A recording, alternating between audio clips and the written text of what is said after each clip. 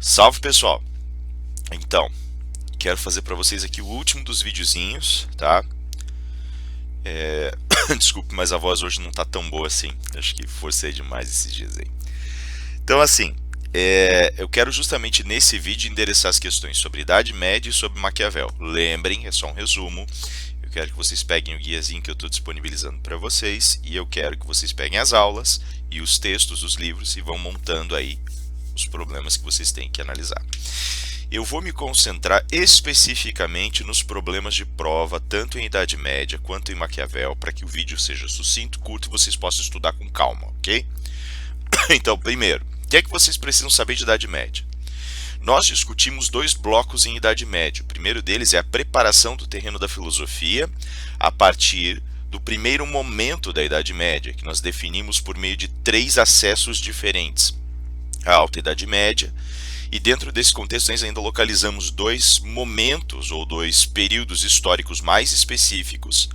E nós chamamos primeiramente esse momento histórico de Antiguidade Tardia, então a gente pegou um pedaço da Antiguidade, um pedaço da Idade Média, e daí na sequência nós ainda pegamos a noção de uma era das grandes migrações, para falar um pouquinho sobre o contraste entre a filosofia pagã e a filosofia cristã, notadamente da patrística. Eu não vou cobrar isso de vocês, tá? Só relembrando muito rapidamente, vocês têm lá alguns movimentos. A filosofia pagã ateniense, né, que seria a continuação da filosofia grega, que oficialmente vai até o século VI, e que na realidade persiste ali até o século VIII, IX, como filosofia independente, é preservada desse jeito.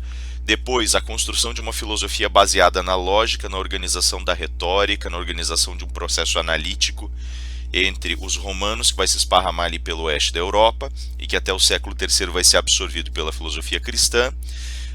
Vocês vão ter dentro desse contexto um processo proto-filosófico que vai ser acolhido mais tarde dentro da filosofia árabe, e a filosofia árabe também vai fazer a preservação de certos traços da filosofia grega, que depois vão acabar se comunicando com a filosofia ocidental, mas que não são o eixo essencial da construção da filosofia ocidental. E aí dentro desse contexto você tem então uma carta de filosofias que se completam a partir do momento em que você encaixa no século II, III depois de Cristo, uma filosofia do norte da África, que é a filosofia hermenêutica, na realidade a hermenêutica filosófica, né, a hermenêutica religiosa e filosófica, que vai ser absorvida a partir das escolas de Alexandria e do Cairo e vai ser trazida à tona e vai influenciar pesadamente a patrística, junto com a filosofia romana e com a contraposição da filosofia pagã. Tá? Isso é mais para dizer para vocês que a filosofia não morreu ao longo desses primeiros séculos e não vai renascer só com Santo Agostinho, tá? Que tem vários outros filósofos, que houve uma construção, que a filosofia foi constituída a partir desses espaços privados, desses espaços de reserva, ok? Agora, o que é que vocês precisam saber? Eu estou interessado sobretudo na teoria da justiça, só que a teoria da justiça traz um complicador, como eu tinha colocado para vocês. Para entendê-la, é preciso antes entender como funciona a organização da sabedoria nesses espaços. Eu vou pegar ali os três movimentos internos da filosofia cristã, patrística, escolástica e nominalismo, e em cima deles nós vamos trabalhar a noção de construção da teoria da justiça na Idade Média. Na patrística, com aquele motezinho crer para conhecer, o problema passa a ser como nós absorvemos o conhecimento divino a partir das nossas crenças e tendo daí os nossos estudos como espaços ou dimensões de um resultado, de um universo de orações, de meditações e, portanto, de um universo confessional. Tem dois eixos aqui. Esse caráter confessional, que é justamente confessar os pecados, é justamente em oração tentar se purificar, e daí a gente entra no âmbito da chamada filosofia quirial, que vem lá de Orígenes, quer dizer, a filosofia do perdão. E essa filosofia me torna puro, e ao me tornar puro me permite receber o conhecimento divino para que eu entenda o mundo. Quando acontece isso, essa filosofia me dispõe dois jeitos de falar da verdade. O primeiro desses jeitos é o jeito que está em Deus, que é a verdade essencial. O segundo desses jeitos é a verdade que está dentro de mim. A verdade não se dá em palavras, porque as palavras são defectíveis. Lembrem quando eu falei para vocês o que significa, para explicar o nominalismo, a nomeação das coisas a partir da figura de Adão, quer dizer, essa ideia da onomastia adâmica. Adão dando nomes, né? São nomes falsos, tá? Então cuidem com isso, porque daí a palavra, para a patrística sobretudo, ela é defectível, fissurada e ela não tem conserto. Ela vai servir mais ou menos como repositório acidentado das ideias perfeitas, que são herdadas de Deus e colocadas nas minhas qualidades essenciais. Ok? A justiça é atingida desse jeito. Eu ganho a justiça, eu consigo praticar a justiça por meio de traços de iluminação. Desculpe, o telefone está tocando aqui. E daí, depois eu atendo. Esses traços de iluminação, eles me atingem diretamente, e nesse atingimento eu recebo a justiça e fluo a justiça para o mundo a partir do momento em que eu a acolho. Isso significa que a justiça acaba me atingindo como se ela fosse um pedacinho de conhecimento dado por Deus, e eu só atinjo isso quando eu me purifico. Tá? Então a justiça, eu falei para vocês alguns outros termos, intuição, usei o termo iluminação. A justiça aqui ela vai aparecer a partir do momento em que eu me ofereço hermeneuticamente para o estudo dos textos, dos princípios religiosos, e dentro desse contexto, a partir do momento em que eu tenho essa ligação fundamental com Deus, essa construção fundamental da religiosidade em mim. E a hermenêutica vai me dar duas dimensões nesse sentido. O traço pré-compreensivo, que é a limitação humana de compreensão dada em virtude das ordens específicas, desse campo específico e limitado das minhas intuições e dos conceitos que eu já tenho em mim, dessas concepções que já estão previamente construídas em mim, e por isso vão me induzir sem que eu veja, sem que eu saiba o que está me induzindo efetivamente. E segundo, aquilo que nós chamamos de círculo hermenêutico. Toda vez que eu atinjo um limiar de compreensão, eu tenho fronteiras compreensivas. A minha tarefa é tentar buscar Deus para saltar para além dessas fronteiras compreensivas e alcançar essa pureza divina e divinizante. Ok? Aí, na escolástica. A escolástica ela vai trabalhar com um percurso um pouco diferente. Ela sai dessa esfera das fronteiras limitantes e ela atinge, ela vem para dentro de um espaço que vai construir dimensões de coerência racional. Então eu já não estou mais simplesmente recebendo iluminação divina. O meu processo de purificação é racional, não devocional, não confessional. E esse processo vai me permitir cercar as dimensões ontológicas, tanto em mim quanto em Deus, através do uso da palavra e da construção do silogismo. Então aqui a questão passa a ser racional. A partir do momento em que eu construo um pensamento coerente e sólido, ele se sedimenta e na sua sedimentação eu vejo que ele é e sempre foi expressão dessa verdade ontológica. Tá? Agora a palavra passa a ter também uma característica definidora da verdade, passa a ser uma característica definidora da verdade. Ela passa a construir a linearidade coerente do discurso. Tá? Então agora o valor verdade da proposição, ou seja, dizer se o que eu disse é verdadeiro ou falso, passa a ter um papel representativo na organização da verdade. Ok? Nesse contexto, a justiça passa a ser a construção de uma decisão fundamentada e coerente. Isso é resultado de um processo de cognição que unifica os espaços reflexivos e meditativos aos estratos da materialidade. Isso nós chamamos de sinderese ou sindérese. Tá? Estou tomando essa tese aqui da Suma Teológica. Ok? Terceiro e último, os nominalistas. O que é que os nominalistas têm a dizer para nós? O nominalista ele tem a ideia de uma implosão individualizadora e simplificadora do pensamento filosófico. Essa implosão simplificadora se dá por conta da relação da nomenclatura e da linguagem humana com a linguagem divina. Se a linguagem divina é perfeita, criadora e evoca a essência, a linguagem humana, por seu turno, é imperfeita, ela é rústica, ela é acidentada e nos seus acidentes ela torna defectível a relação com a dimensão ontológica, com a dimensão mais verdadeira de mim e de Deus.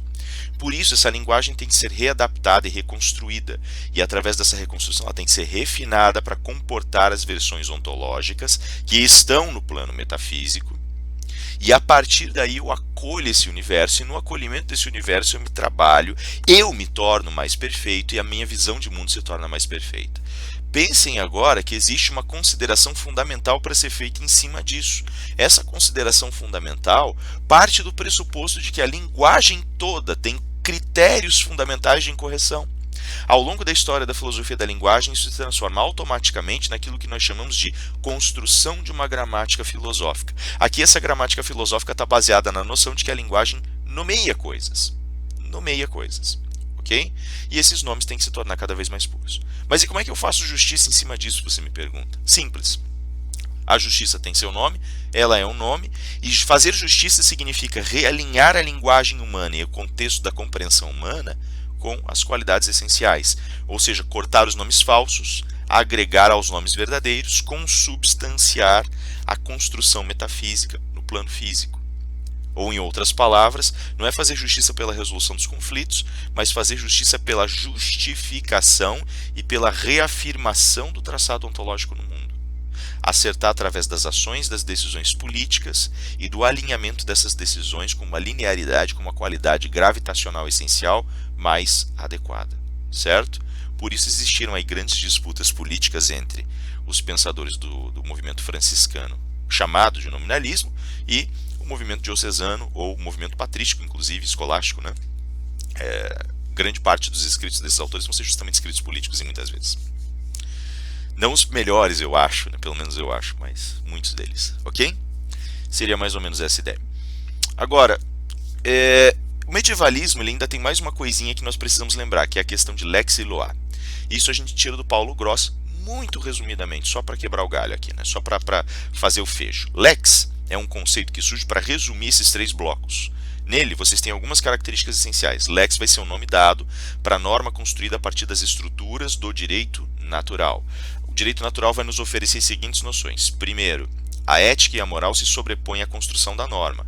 Segundo, o conteúdo, por conta disso, se sobrepõe à construção da norma. Terceiro, a norma ela vai ter que necessariamente refluir desse conteúdo que é teológico. Então existe aqui uma estrutura formal que absorve pelo âmbito teológico.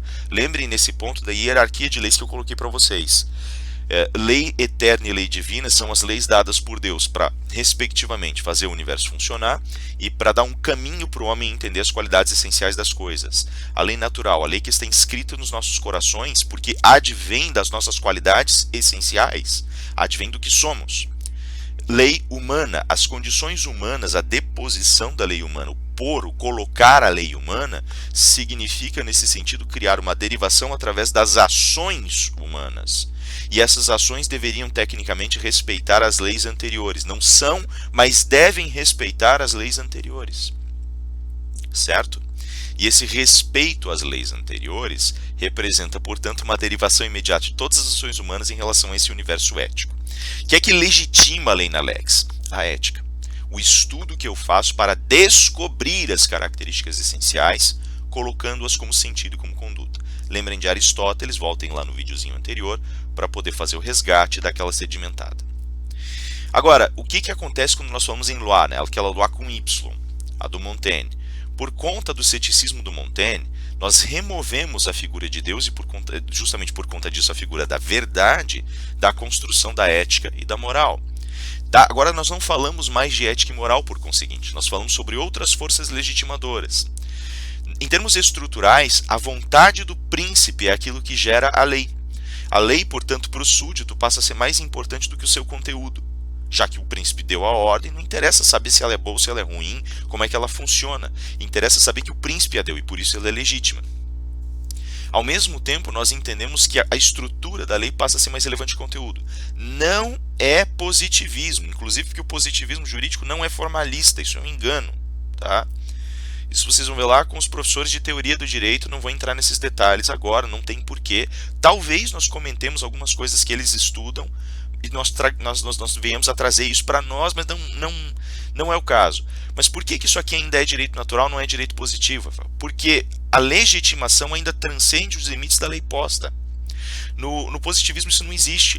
No positivismo a estrutura é uma estrutura coerente e lógica interna ao direito. Ela é uma estrutura inteiramente construída a partir do extrato da coerência racional. Aqui não, o príncipe é força legitimadora, ele é uma força, aspas, natural. Ele é uma força que está congregada a partir de um outro estado de natureza, que é o estado de natureza considerado a partir das relações de poder. Tá? Então entendam, não se trata de direito positivo, trata-se apenas de um outro olhar sobre o direito natural.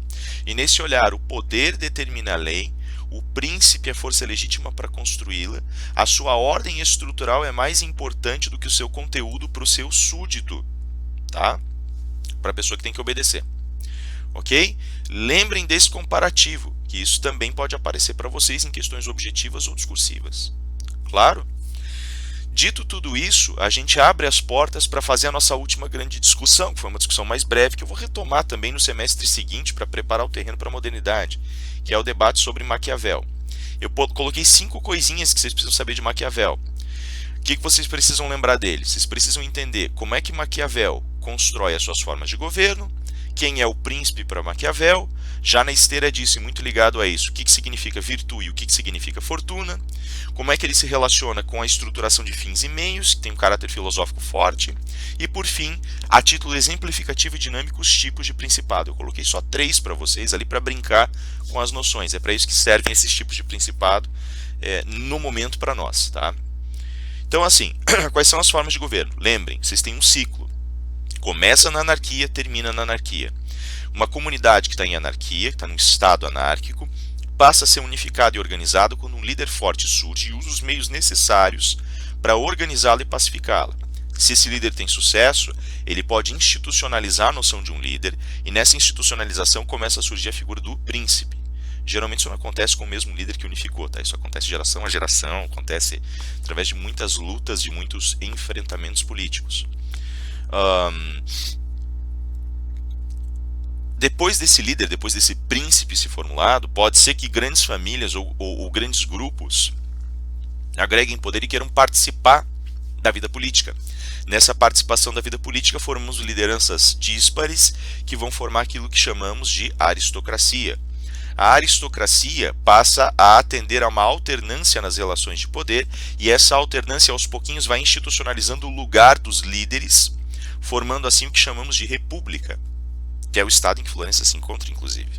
Só que a república dá aso, ela dá espaço para que facções lutem entre elas, sobretudo porque as pessoas vão inevitavelmente tentar atender a certos interesses enquanto estão no poder.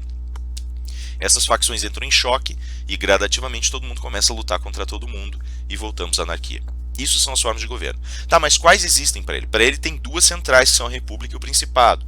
Uma tratada no discurso sobre a primeira década de Tito Livio, República, e a outra está tratada, no Príncipe, que é o próprio Príncipe. O próprio Principado, perdão. Certo? Desculpem. Dentro desse contexto, nós vamos ter a formação da figura do príncipe no primeiro momento, que é o que mais nos interessa. Mas nós não estudamos a República, eu vou retomar oportunamente, tá? Mas assim, no momento a minha preocupação é com o príncipe, porque é ele que vai determinar a pauta da teoria das relações de poder dali para frente, e é ele que vai construir o lado forte, o lado mais enfático da filosofia política, que é o que me importa agora. Ali, o príncipe ele é uma figura bastante contundente e curiosa. Por quê? O príncipe ele tem por obrigação sustentar o principado e sustentar-se no poder. Sem esses 2 elementos, o povo não sobrevive. O príncipe ele guarda, por isso, umas qualidades bem curiosas. Primeiro, ele é identificado com seu principado. Não existe um sem o outro e o outro sem um. Segundo, o príncipe é a identidade do seu povo. Ele é o primeiro entre os seus iguais, ele os governa, e por conta disso ele representa esse entrecruzamento identitário desse povo.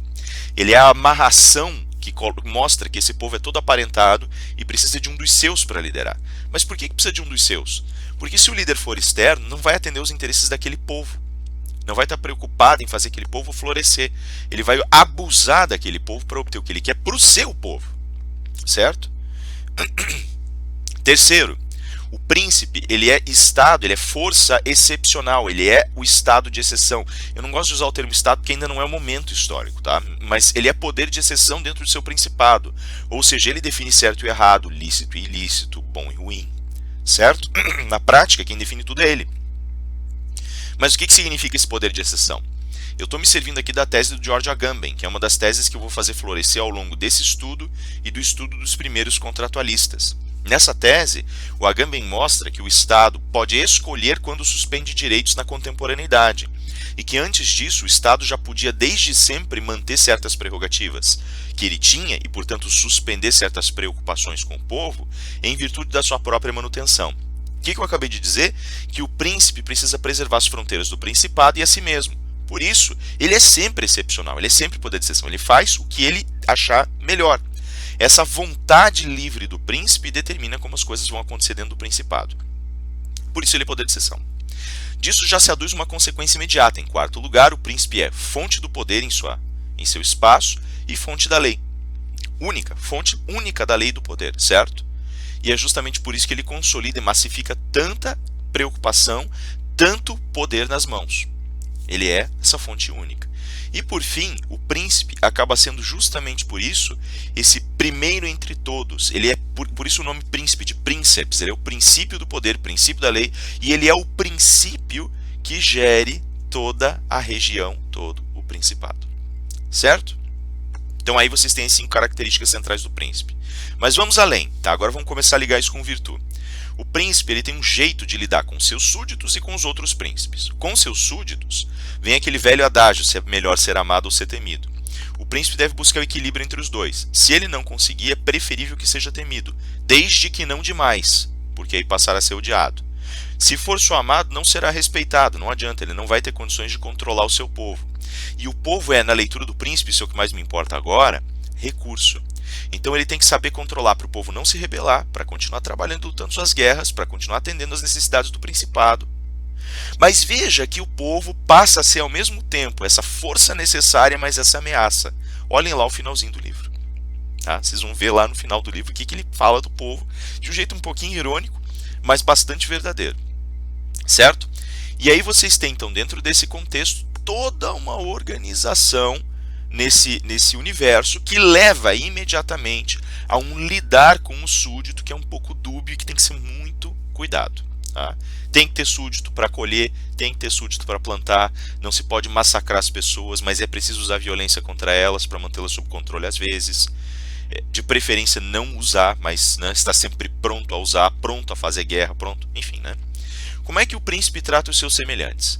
Ele tem que seguir um código honorífico, ele tem que respeitar as forças que legitimam os demais príncipes. Ele não pode guerrear sem motivo, ele não pode atacar outros príncipes, ele tem que manter as alianças que ele fez. Mas e se ele precisar, se for mais vantajoso estrategicamente para ele fazer esses ataques, trair as alianças, aí ele vai achar meios de fazer que o justifiquem.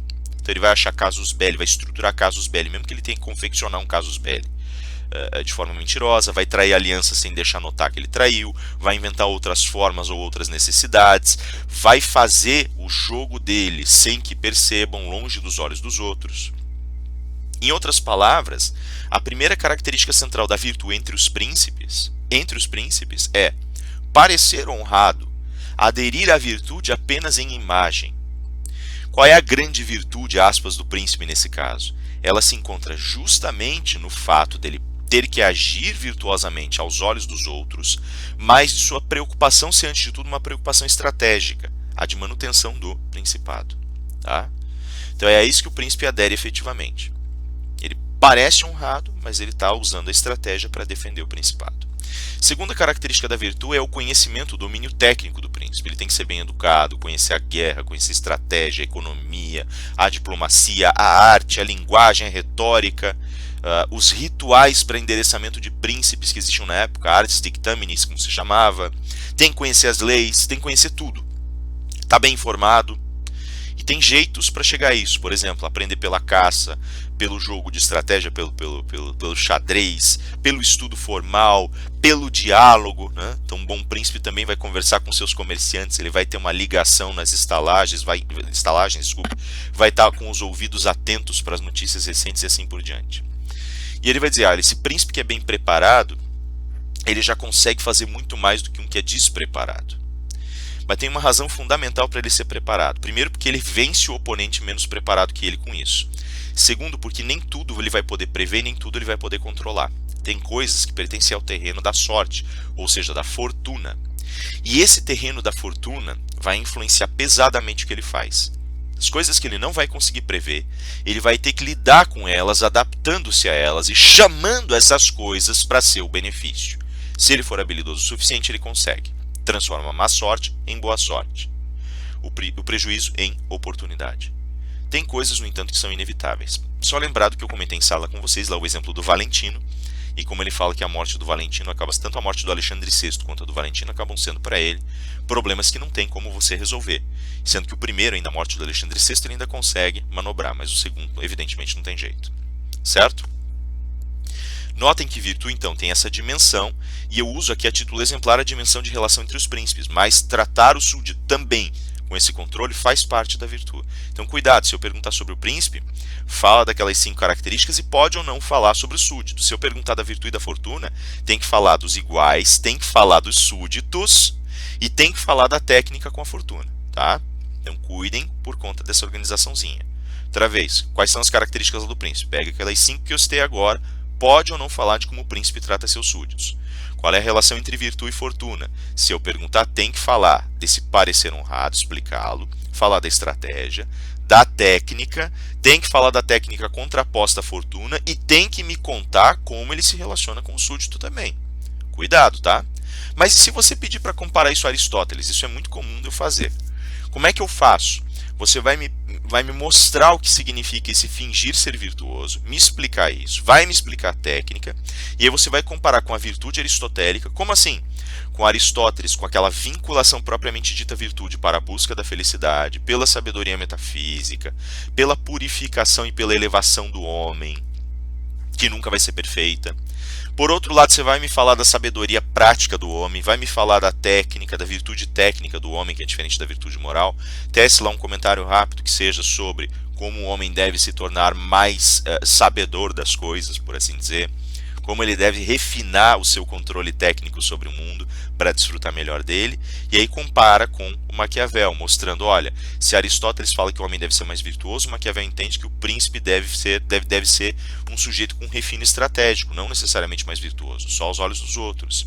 Se a técnica em Aristóteles serve para desfrutar melhor da vida e servir melhor à comunidade, em Maquiavel ela serve para que o príncipe assuma uma posição mais sólida e manipule e tensione melhor a fortuna. Tem uma última comparação possível. Em Maquiavel, manipular a fortuna significa tirar vantagem das oportunidades. E em Aristóteles, tensionar o sentido existencial na política significa vencer o destino e a fatalidade, transformando o teu espaço naquilo que você entende que ele deve ser. Perceberam a diferença? Em Maquiavel, o universo ainda dá as cartas. Em Aristóteles, esse dar as cartas vai ser trabalhado para que você consiga pensar um mundo melhor.